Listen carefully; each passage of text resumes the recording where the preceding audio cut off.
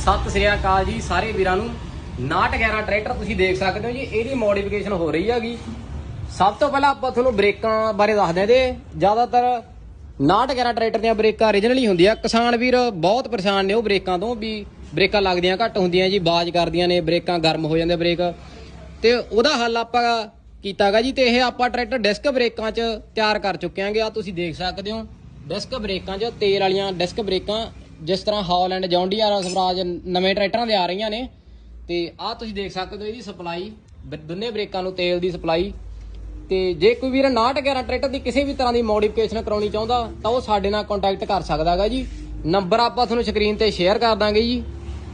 ਧੰਨਵਾਦ ਜੀ।